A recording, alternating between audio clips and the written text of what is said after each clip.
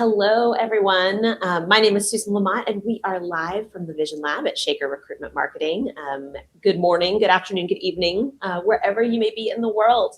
I'm the VP of Employer Brand Strategy here, and I'm really excited for a conversation with my colleague, Christine Temple, today. I joined Shaker in September when my company, Xacqueo, was acquired by Shaker, and now we are really excited to continue to build the future of employer brand strategy here at Shaker. I've been in this space for about 30 years in a variety of opportunities across the HR spectrum. But most importantly, I always say I sit at the intersection of where business meets behavior. Ultimately, have always been fascinated about the world of work and why people work and the motivation and energy that we get from work. And that sits at the core of what we do here at Shaker. Christine? Thank you. I'm Christine Temple. I am the managing director, one of the managing directors on our employer brand strategy team here at Shaker. And I like to say that I built my career in talent, thinking about strategies for talent, how to manage culture for talent, just all things really touching talent within an organization. So this topic to me today is incredibly interesting because whatever background you may have, whether you are in talent acquisition, you're in diversity and inclusion, you're in culture, you're in talent management, if you're a leader in the business, so not even in a talent space, you're thinking about talent right now. You're curious about culture and organization and people and the evolution of work. All of those topics are front and center. And I'm excited to delve into all of these today with Susan. As we're talking, we have some things that are top of mind for us that we're thinking about and we want to converse on while we're here with you. But please do make sure that you share any questions that you're thinking about. We'll be monitoring the live stream. So as questions come in, we'll make sure to look at those. We'll leave some time at the end to answer those questions. So keep them coming. No question's a bad one. We really would love to hear from you.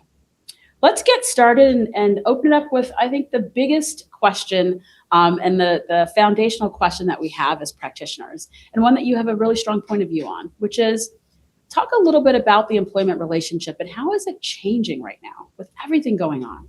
What's changing? It's interesting, particularly in the state of the world, the state of the economy, the state of people's personal lives, their work lives.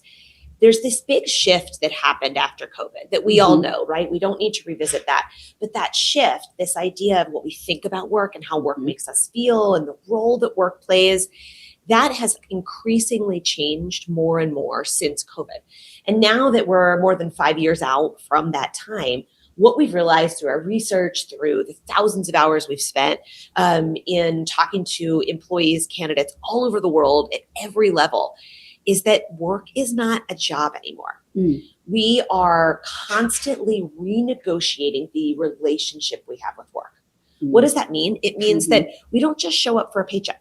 Yeah. And we're conditioned as leaders, you and I've been in this space for such a long time. Everyone thinks, oh, raise pay, people will want to work more, right? Or work is all about pay and benefits. What our research tells us is it's not. It's actually this relationship where I am constantly evaluating what's my relationship with my organization.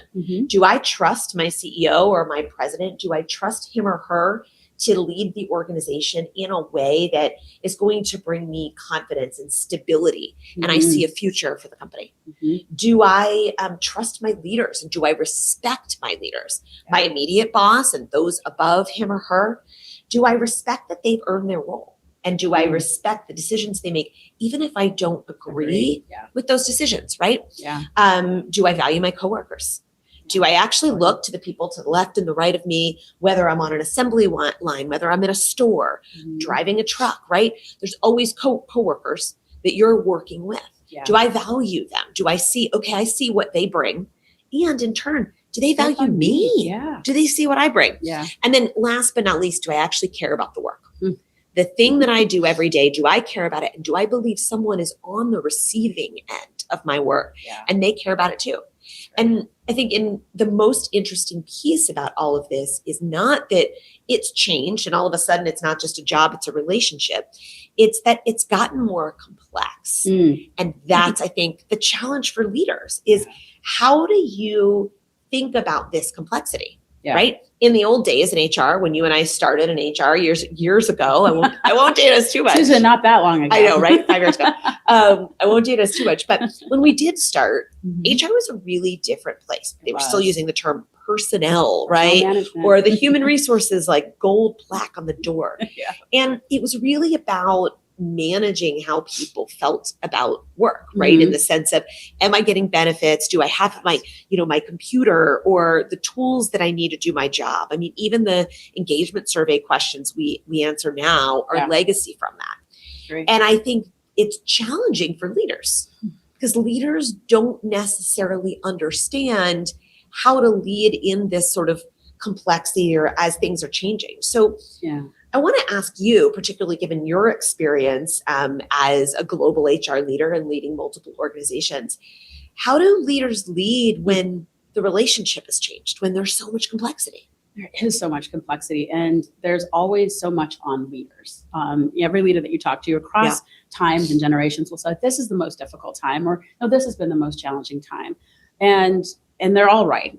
Every time is difficult and every time is challenging. But what I would say in terms of managing the complexity is a couple of things. I think first, inherently as humans, we don't like change. Like, how many of you are watching and go, I volunteer for change today? Like, nobody volunteers for change. Yeah. But I think as leaders, and I'll lean more into the talent space for just a moment. Leaders in the talent space, I think the biggest pivot that they can make is embracing their role as a consultant. And I'm not saying this because I'm biased, and I am a consultant and have built my career as a consultant for the most part. But the principles of consulting, I think, are paramount right now. So personnel management, HR in the past has been about a lot of programs and initiatives and making sure, certainly compliance and lots of things that go into that world.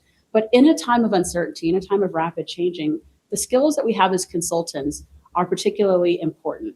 Being able to assess and look at data and understand and interpret and comprehend what's happening and changing around us. Formulating plans that can be shifted and changes and adapted is really important. Having a pulse on what's needed and having this agility, this ability to think about everything that we know to be true, everything that we do today differently. Consultants are comfortable reimagining and thinking about something in a new way. And I think particularly for those who manage talent, the ways of thinking about careers as ladders, right? They're not ladders, they're lattices. Or maybe they're not even some structure altogether. Thinking about careers as, how can I bring the skills I have today, along with the interests I have, and what excites me? And how do I understand that as an organization? As a talent leader, how am I helping the organization understand that? And then using those individuals to solve for and move about the organization in new and different ways. Structures, hierarchy, I need to wait my turn to get promoted. That's still there for the most part. That's not what is paramount to the relationship. And it's not what's helping companies respond in very dynamic and agile ways to the changes in the world. I think that part is really interesting because what we're seeing happening in particularly with Fortune 500 and a lot of public companies is they're making rapid talent decisions, right? Yes. So downsizing, but then upsizing. Yes. And that reaction to whatever economic changes happen is really, really challenging because talent leaders then have to spin on a dime, right? And make all these decisions. Yeah. So that particular idea of making sure you can flex quickly is so important. Right? Because all of a sudden your leader's telling you, okay, we're going to lay off 5% of the workforce. So, over the next 120 days, we're going to plan for this. Yeah. But then a year from now, you might be adding back again. So what's your experience in terms of how do leaders shift that quickly? I think the biggest thing, and I've sat in that role and had to counsel or approach laying off, you take a couple of different approaches. So one is you look at your underperforming talent, right? That's sometimes an easy and low-hanging fruit. Sometimes you look at where you have duplication of roles. Where can you streamline or simplify? You look at process. I would argue in this time, look at the people and what you need and not necessarily the role. So what I mean by that is, again, going back to who do you have that has skills you might need of the future? Who have characteristics or traits that you might need? People who jump in, who don't question, who don't want to stay in a box, you can give them or throw anything at them and they're excited to take on the challenge, to learn something new, to push themselves. Look at keeping those individuals. And do you know who they are in your organization? And how are you nurturing that talent? Because that's the talent who's going to grow with you. That's a talent who's more inclined to be resilient through these changes. Because Yeah. they're like, oh, I'll flex. Or, okay, we're doing this. Or we've got to Mhm. pause. Or I understand what's happening in the business. And so knowing the dynamic and characteristics of your talent versus just the role in their performance, I would argue is like the next frontier.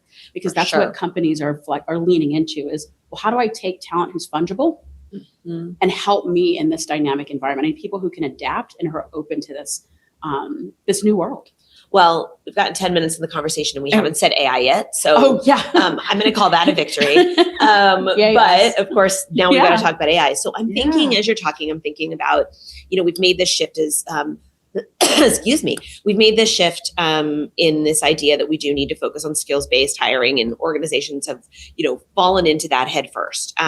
But there's also this idea of, even if you're hiring for skills in the era of AI-based job searching, where people are able to, share their skills very easily, right? Use all the AI tools afforded to them in order to get through that job search process. And in many cases, be successful if they're successfully using AI.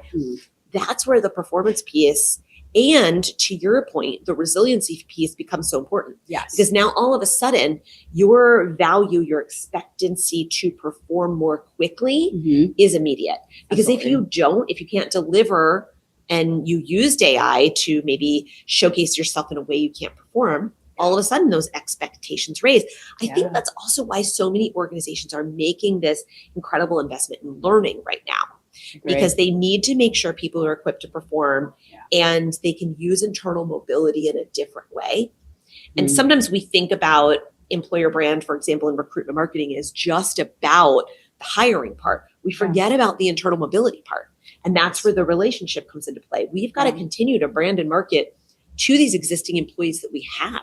That's right. Because if we don't, they might sit around in a bad job market, just stay put, but they're going to be disappointed, right? Absolutely. If you've ever been in a relationship, a personal relationship that's languished, that's no fun. No one's enjoying that, and no one's getting any value out of it. Yeah. Particularly your company. But so you're saying a lot of interesting things that are making me think, and I'm sure the audience who's listening is thinking too. So if world of work is changing, and jobs are changing and AI is coming into play, do we need employer brands?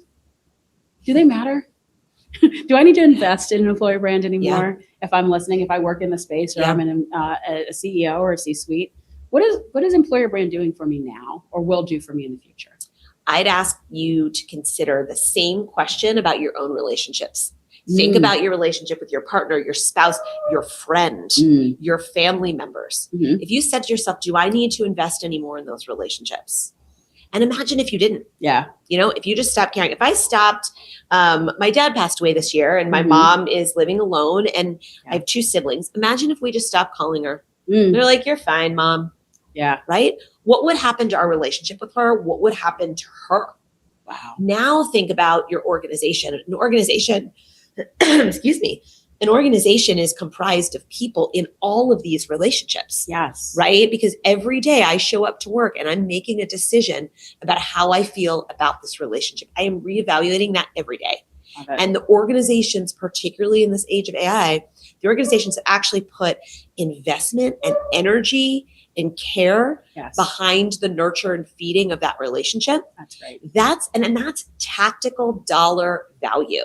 That is bottom line value. All those dollars you spent on layoffs and rehiring, if you repurpose that into harnessing the talent you have, leveraging it into internal mobility, there's an actual cost number you can put behind that.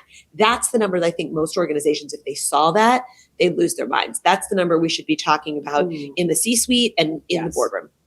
And that's something so powerful that you said, that, the human factor, the human relationship, through evolution of time, we've had innovations, we've had, advances in technology that have automated tasks that were done by humans. And this advent of generative AI and LLMs is no different. But what's still at the core is you need the human around, you need the human leveraging it and powering it. Right? So you need to understand the prompts. You need to understand the outputs that come out of AI and how to use it for your business. There's so many things that AI won't do or won't replace. And so taking care of that relationship, being mindful of that relationship is still important. As you think about our space, there's a lot of times challenge between defining our strategy and having that clear point of view, but moving to execution.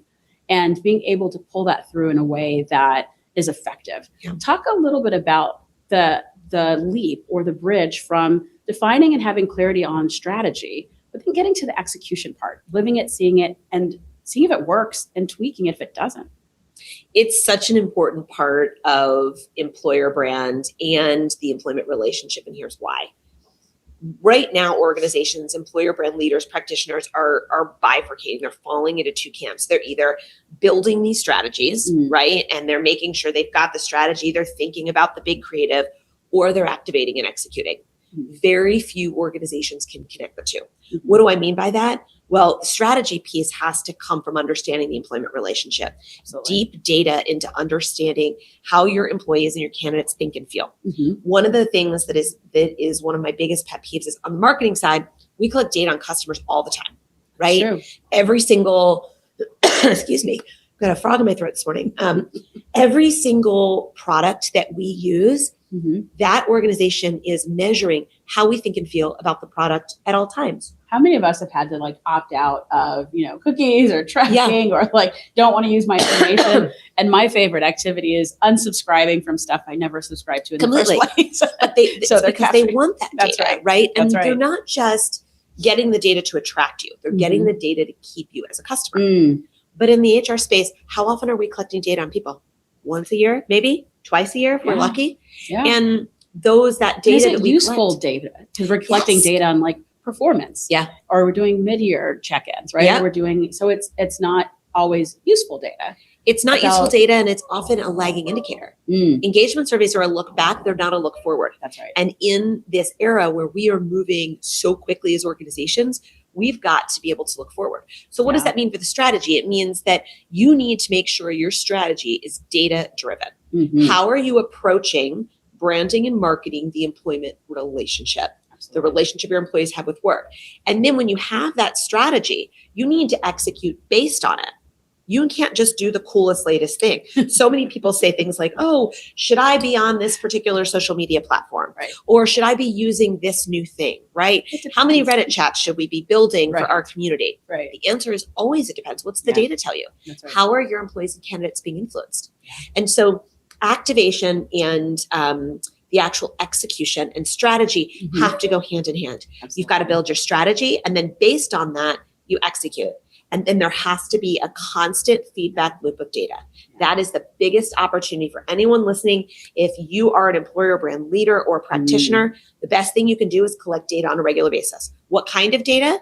How do your employees feel, right?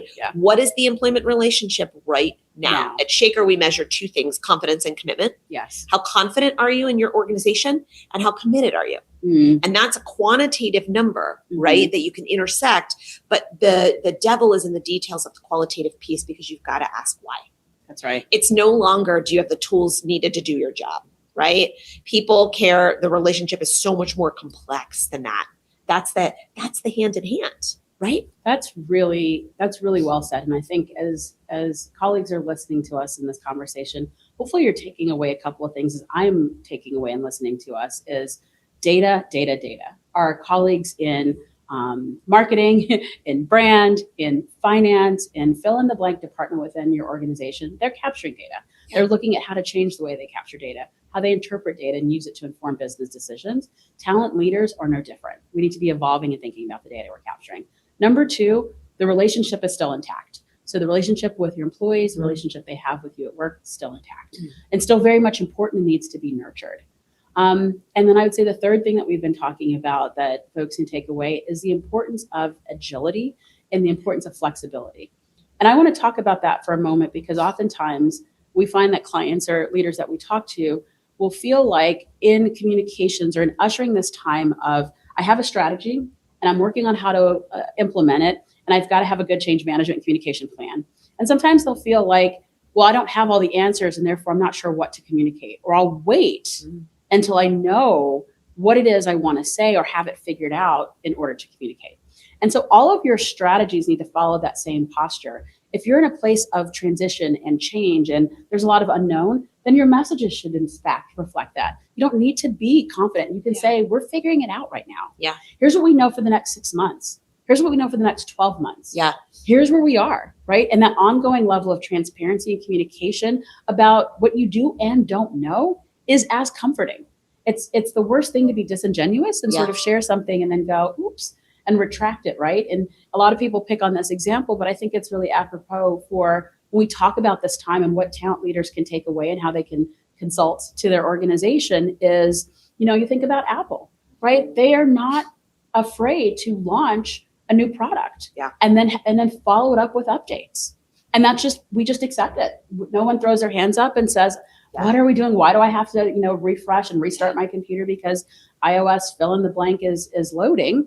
We just sort of accept that. And it's that acknowledgement that we've got you a great product now, but we also hear you if there's bugs or fixes. And we're also adapting to what might need to change within the technology that we've launched. That is a really great approach as we talk about this time of adapting and thinking about the processes within HR. Like, do we need to have job descriptions in the same way? Do we need to have posts about jobs in the same way? Do we need to talk about our work in the same way? Like, challenge everything, be flexible, and lean into the space of dynamicism. Let me ask you, we're going to talk a lot about change here in just a second. Sure. But before we get there, one of the things you talked about is sort of flexibility and this idea of being able to lean into it, which is really hard for leaders, particularly HR leaders, to do because we're so used to the plan and making sure you've got a sense of, being careful about how you're going to roll out the plan, that every communication is perfect. We don't have time for that anymore. That's a good point too. So what is it, particularly about Apple or other organizations, where we are accepting of, okay, like fine, we'll just do the update. Or what does it do when an organization is willing to just communicate and say, we don't have anything to communicate? Why is that so important? It's so important because it is rooted in authenticity. And authenticity is what will give you a long runway in a relationship, right? So whether we think about a relationship we have with work or a significant other or friendship, if someone's like, hey, I meant to call you and I got caught up and I was tired, I'm sorry. Why can't we do that at work? I fell asleep, or I had a rough weekend. I didn't sleep well last night, or whatever the case may be. I'll get back to you. Or I know we had plans for dinner tonight. I'm not feeling up to it. Right. So, but we feel this need for perfection and sort of buttoned up within the corporate space, and particularly in the HR space, to have it figured out. And it's doing us actually a disservice now. It really is. I think so, particularly with AI, because we think, we'll just ask the agent to write this communication. And what does it miss? It misses the human element. And it misses this idea of authenticity. And I think that's a big part of employer brand. There is certainly elements of human resources and talent strategy AI can power really effectively, right? The HR tech space is exploding with wonderful tools and platforms. What it can't do, though, is create this kind of conversation. And ultimately, no matter how much AI is powering the job search or powering part of your candidate or employee experience, ultimately every employee is telling us the same thing, which is we want some sort of human element. And I think most organizations are responding, and they get that, right? They get that there's parts of the experience that are fabulously powered by AI. They bring cost efficiency and time efficiency, all of those things, and make it better for us to be able to fill out the application or whatever it is.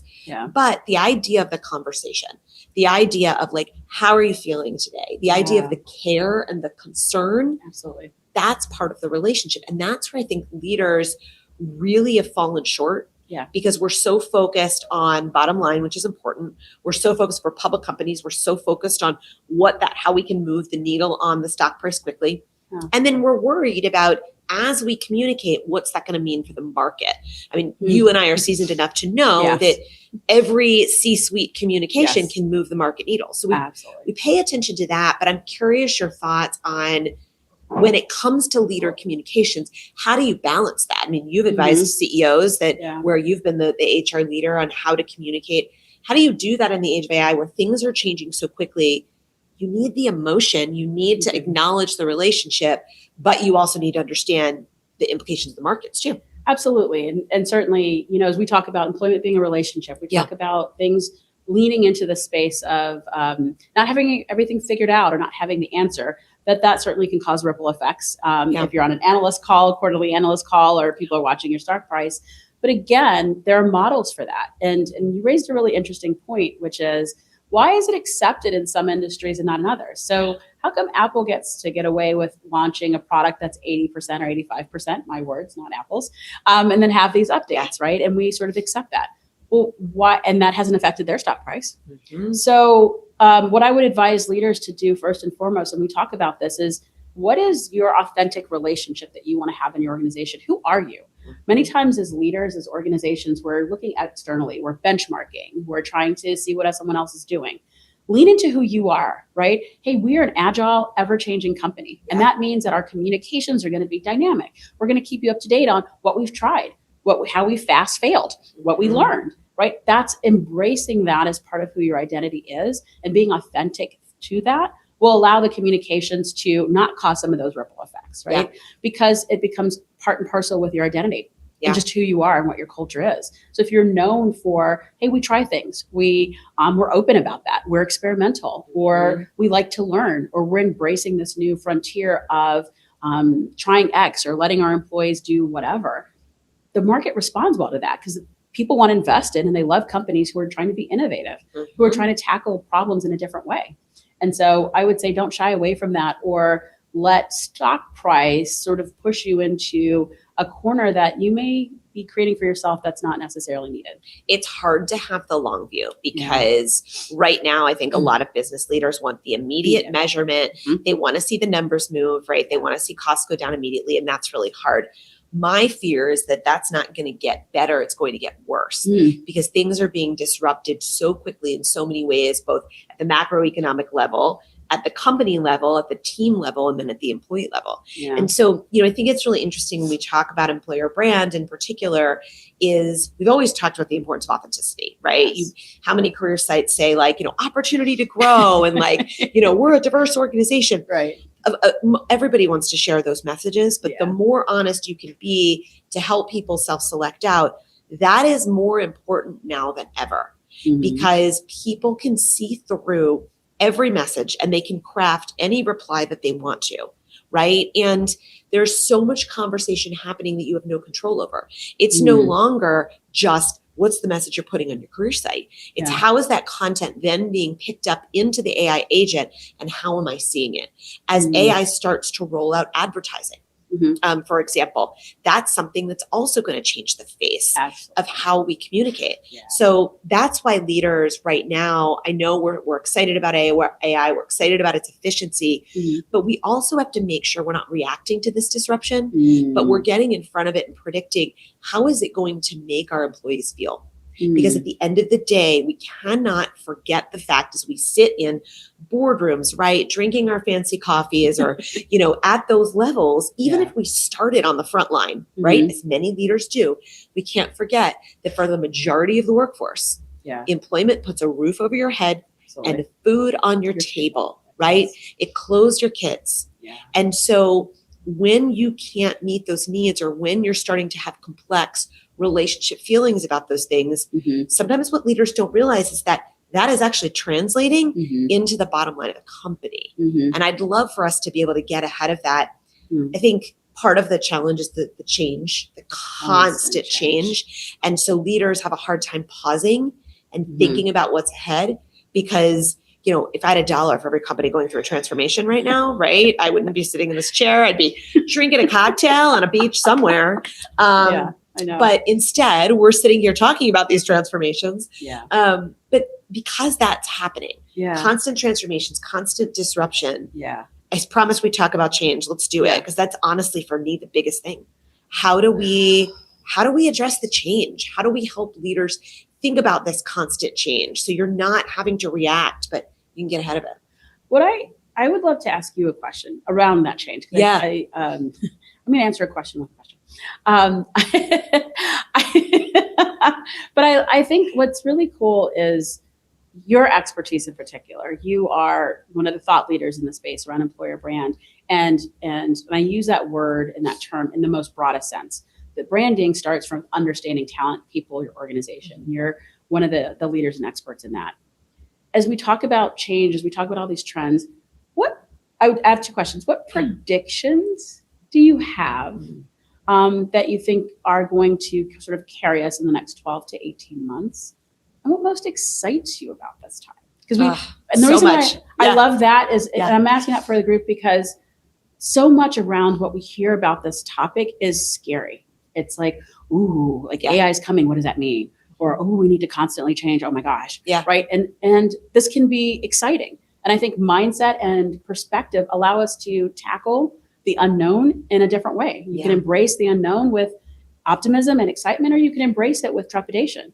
So I'd love to know, like, what are 2 or 3 things that you're predicting that you might think are coming, and what is exciting you about this time? And I'm gonna turn the tables and ask you that too after. I love it. One of the things that I think is so important as we think about the future is surrounding yourself with people who are positive about the future. Right. And so whether that's your colleagues, your leaders, your partners that you work, vendors that you work with, you need people that aren't going to scare you into, you've got to use this platform or else. It's here's how this can help you. Throughout my career, there's been so many people that have helped me and lifted me up. And what we always try to do, particularly when we're working with clients, is help think through how this reflects on them. Because anytime you're a partner, right? And I've been a practitioner, so I get it. I've been in that seat. But anytime you're a partner, all the work you do reflects on the client. Why do I share that? Because as I look at what's going to happen in the future, there's 2 things that are true. The people that are going to be most successful in the age of AI, one, will have more information. They will look for more information. They will embrace the information so that they can take that data and either themselves or with the help of partners be able to connect those dots and build the insights. Yeah. That's what humans can add to all of this technological innovation. Because certainly AI can help connect the dots. You can say, I'm noticing these 3 things. What are the patterns? Right. But it's the human that's got to be able to add the emotional piece to that, right? That AI can't do. Yeah. See someone in person and understand how that might land or create that experience real time. Because ultimately you take a truck driver, for example, right? The truck driver gets out of the car and hands a package to someone, right? There is a component in that is human. Yeah. I don't know if you saw the one of the delivery drones this past week got run over by a train because it got stuck on a train track, right? Yeah. And so there's no human element to that. So we can automate a lot of things, right? But so can everybody else. Right. So the human piece, and that's the second prediction, becomes the differentiation. So prediction number 1 is the data and the insights. The people that will win will have the data and the insights. Prediction number 2 is the human element in differentiation. When we all have access to the same tools and platforms and we're all moving at light speed, who are the people that will change things? Who are the companies that will win? Because we love to talk about winning these days, yes, right? It's those that can differentiate the experience, love it. Right? Because in the age of AI, that's why people are starting to recoil. Right? We still want the human physical touch. That's science, right? That's psychology. Yeah. We still need to work alongside each other. We hear this in our research all the time. Why do you stay at this organization through this challenging time? It's the people. We heard this in a focus group last week over and over again. Yeah. The people I'm in the foxhole with, the people I'm in the trenches with, right? Yeah. Think about the military. One of the hardest jobs that exists in the world. And people do it because of the people they're in the literal foxhole with. Yeah. What about you? What's the prediction that you have as we enter this really challenging time? Absolutely. So I will answer that, and that will be my last, I think our last comment, because we have about 15 or so minutes left, and we want to get to any questions that you have. So I'm not dissimilar to what you said. I would say experience more importantly. Like as I've been thinking about jobs, and I've played in the HR space for a period of time. More specifically, you're seeing this evolution and shift of the type of jobs and work that we have, and experience. You're seeing these new jobs, like they've shown up in brand and marketing of customer experience, but they're taking them to the next level, particularly in the people and talent space. So this understanding how to cultivate experience is what is differentiating for people. Yeah. People will want the transactional to be easy. I want to, hold my phone up and unlock this, or hold my phone up for the transaction to purchase my groceries. But that experience of someone that then says, hey, can I help you carry those to your car? Right? Who's thinking about those moments in any type of employment, I think is going to start to rise and be a trend that people are focusing on, because those are the things that AI can't fill in. I would also say, similarly, is the evolution just of work, and well, maybe not say work, evolution of jobs. I really hope, but I'm predicting that those companies who win are who are thinking about talent in totality and not in roles. Yeah. They're not thinking about them in jobs and in places, but they're thinking about them in terms of what are the capabilities, interests, skills that they have that they can bring, and embracing this utility player perspective. Yeah. And there are companies doing it today who are winning at that, who are plugging and playing and moving people around. And I would say the third prediction is we haven't fully solved what it means to work together in an organization.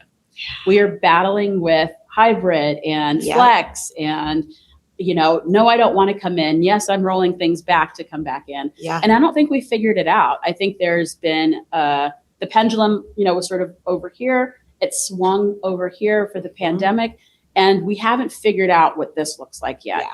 And I think that that's still a big area of pressure for a lot of organizations to get that right. And it aligns to who they are and the identity they want to have and what kind of workplace they want to have. Yeah, I think it's so true. I also think that extends into spaces where there isn't an actual office, right? We know it's 39-40% of people that are actually going into an office, right? So the majority of jobs are not, but there still is this notion of, do I want to be around people? Do I want to be alone? When you've got the stress of the macro environment around you and all the pressures around trying to, for those that are working parents, for example, or caring for elderly parents on both sides of the equation, it's how do I make that all fit together in my life? Yeah. And that's a challenge that's not going away and one that organizations are going to be forced to answer. And I would say I'm one of the 5% of people who love change and love, I'm the person who would drive home a different way every time I left the office from work because I needed variety. Yeah. So what excites me is that it's all unknown, that it's gray and we're figuring it out. I think that's incredibly exciting. I see we've got some questions here in the chat. So I'm going to get to these. Thank you for those who submitted questions. Really excited by that. The first question we have is, when constant change is the new norm, how do you create an employer brand that's credible, but also flexible enough to stay true? Oh, I love this question so much. This is part of the reason that we have moved beyond EVP, because an EVP, a value proposition, is static, right? Think about any product that exists. If a marketer's creating a value prop for that project, it's static, right? And they have to build all their marketing around that value prop of what the product can do. But employment, as we've said, is a relationship. And so you need an employer brand that's incredibly flexible. What does that look like? It looks like aligning your employer brand strategy, we talk about execution, with those 4 relationship dimensions. So for example, you might have an employer brand line. You might have an overarching strategy that is global that you use everywhere. And then you might have a series of different levers that you pull. So you might have one country, let's say, where the organizational relationship matters most, right? You have found through data, rather than broad generalizations that everyone in China thinks this way or everyone in India thinks this way, you've done your own study of your own data of the candidates you want to target, the employees you want to keep. You know that people in that particular country care deeply about your CEO and how he or she behaves, acts on behalf of the organization. Well, guess what? In your employer brand content, you're still going to have your global strategy. You still might have that global brand line, but your content that you share and the channels you choose are going to be those where perhaps you can feature your CEO more often. Perhaps you're sharing, here's a clip of the CEO on a particular news show. Now, here are some employees talking about why that makes them feel good about the future of the organization, why they're confident in the organization. On the flip side, you might have a particular function, let's say, where the job itself has changed so much. And so you found through your data that you're collecting, again, all about the data, that employees are frustrated about that particular job. And so what you might do is share a visual roadmap of, here's our plan to make this job easier.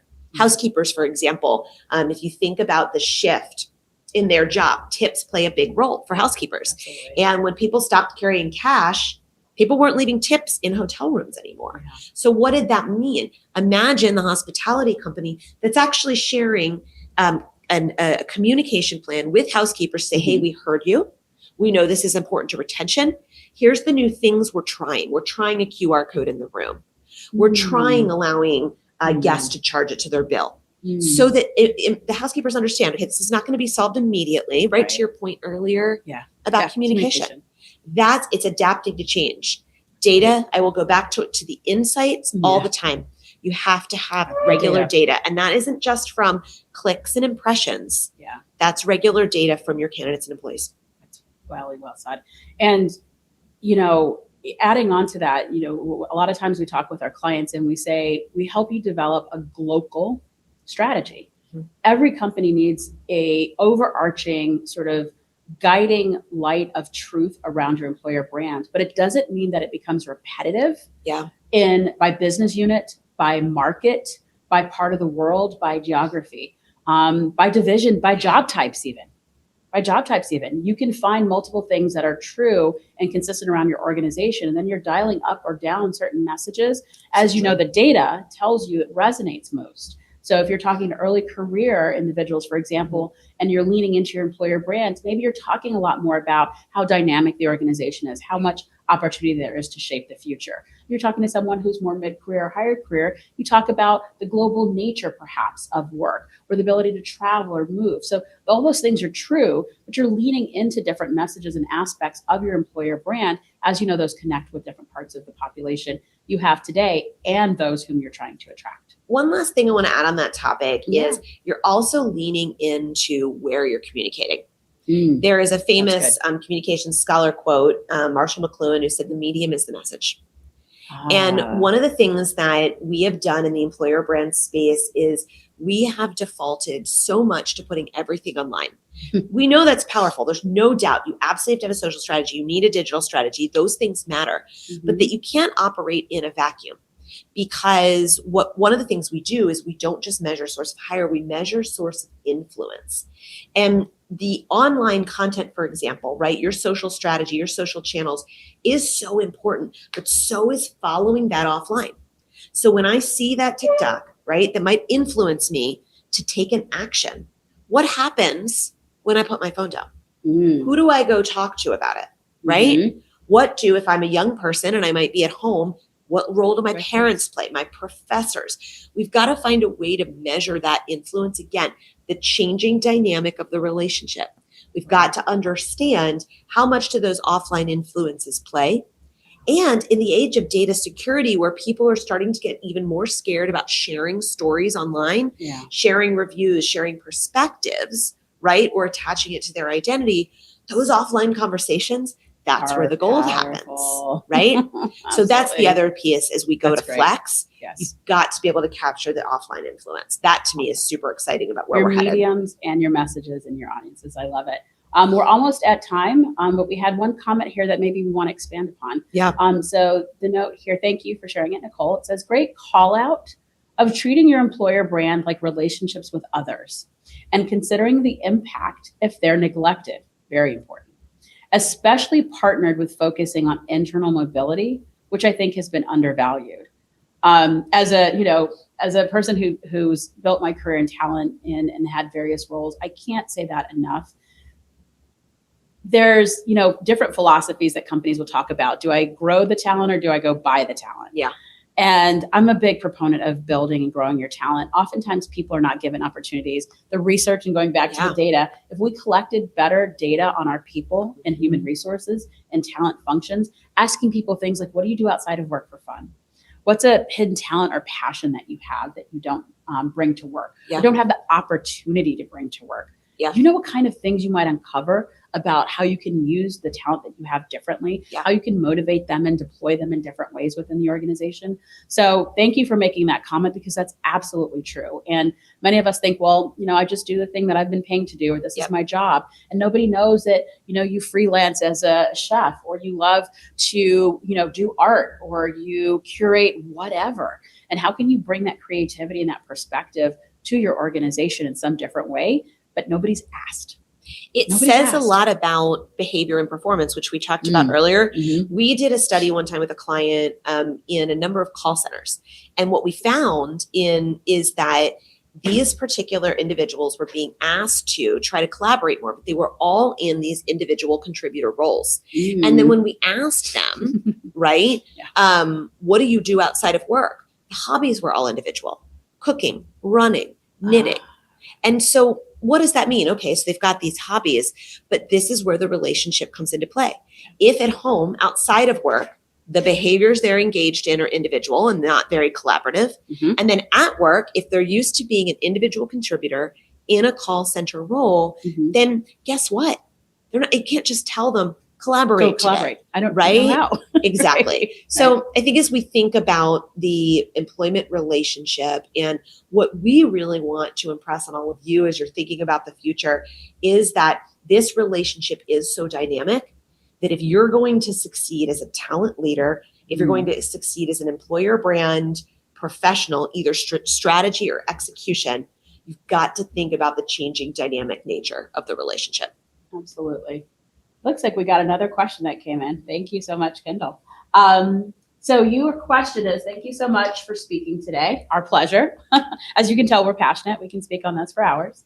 How do you approach those who are resistant to change and ensure authenticity shines through when communicating those changes both internally and externally? Great question. Such a good question. I know. We talked about that earlier. Would you like me to? Yeah, please, Yeah. please. So that was a great question, Kendall. And there's a couple of components. So resistant to change is often a broad statement. And I would love us to unpack that and understand when I have a new initiative or I have something that I'm trying to roll out internally. And you meet with certain stakeholders and they go, well, and you face resistance. Resistance can be questions, can be, I don't understand. Why are we doing it now? Yeah. So I think the first element when we use the broad word like resistance is what is it that's actually happening and dissecting that to make sure then that you're solving the right problem. So resistance can sound like I'm unclear. Resistance can sound like this isn't the right time. Resistance can sound like we have too many priorities or initiatives right now. Maybe we need to table this for a later date. Or resistance can, be, hey, I just don't like it, or I don't like you, which we like to assume that that's not always the guiding principle. And so once you can unpack what's driving the resistance, your change plan is aligned to helping overcome those things. So if it's a timing issue or budget, well, why now? Well, here's why we undertook this, because we saw the importance or it has real ability to help us expand or grow in certain markets. And so we need to look at taking on an employer brand now as a sort of proactive or lead measure towards whatever the goal is in 18 months or so. If it's around, we have too many initiatives or priorities and talking about, well, how do we maybe pilot this or roll out in certain markets and take a phased approach so we don't overwhelm or fatigue the organization.